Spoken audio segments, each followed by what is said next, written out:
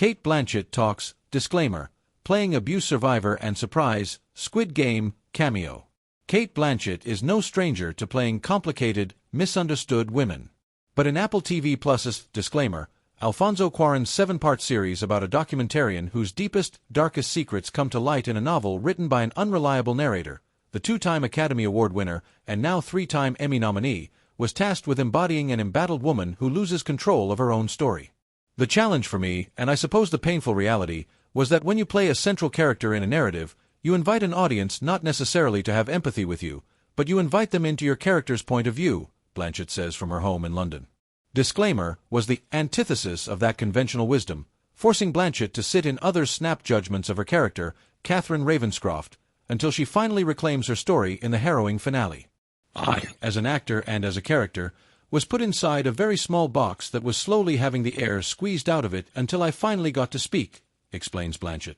Alfonso has impeccable judgment, but there was a conversation at one point where a certain scene wasn't going to be in the final edit.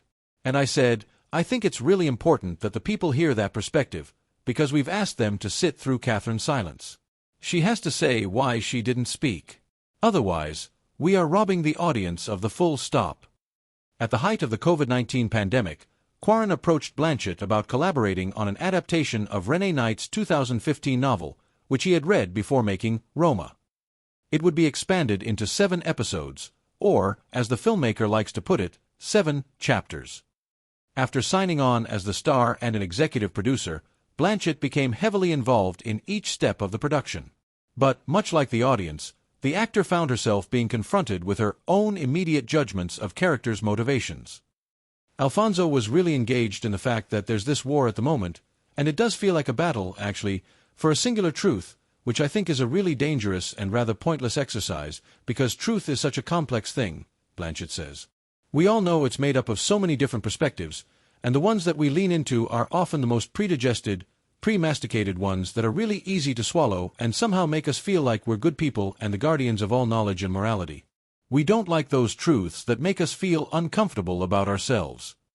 Disclaimer specifically forces viewers to confront their own biases and the cultural vilification of so-called bad women.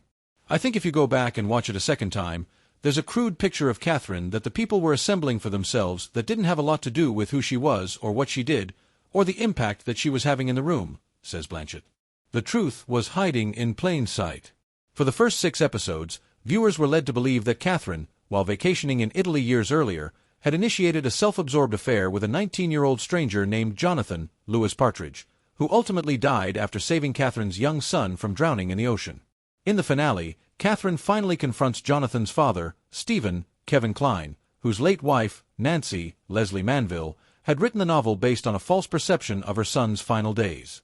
But what really happened was that the night before his death, Jonathan had broken into Catherine's hotel room, forced her to pose for nude photographs, and then violently sexually assaulted her. I think to know that you were moving through and unpicking an audience's often intractable judgments of what had gone on was a profound relief, says Blanchett, who recalls feeling markedly lighter after shooting that extended, 40-page monologue all in one take. The devastating final twist was a secret that Blanchett fought to keep, even if it made press next to impossible. There are many tangential conversations I would have loved to have had about what happens when you sit with abuse, and the various different ways that people bury this trauma, she says. The courage that it takes still in this day and age to stand up and say it, even after you've been sitting on that shame, and the attendant shame that comes for people who are victims of abuse. I feel like it would have been great to use the series in a way as a launchpad to talk about that stuff. You can't make that stuff happen, but I've had quite a few people stop me in the proverbial supermarket to talk about that. While she is most renowned for headlining films, Blanchett says she is absolutely looking to venture further into television. In 2020, she earned her first 2 Emmy nominations for FX's Mrs. America, as both an actor and producer. Having always been actively involved in the development of a show, she is now particularly keen to join a series that is fully formed. Blanchett may get her wish sooner rather than later. Last year, she filmed a top-secret cameo for the final scene of Netflix's Squid Game, in which she played an unnamed American recruiter who the frontman, Lee Byung-hun, acknowledges and sees playing Dokji with a homeless man in a back alley. The offer came out of the blue, and Blanchett was given little context. Because it's such a cult series and they were shooting in LA of all places, Everyone was on a need-to-know basis, she recalls. She didn't even do a costume fitting. The production asked her to bring her own suit. I got a couple of storyboards. I had to learn to play the game very quickly. I had to practice and practice. I knew there were 4 or 5 setups that they were going to do, and I knew what they needed from every shot, and then I was given the sides. But it was one of the more mysterious jobs.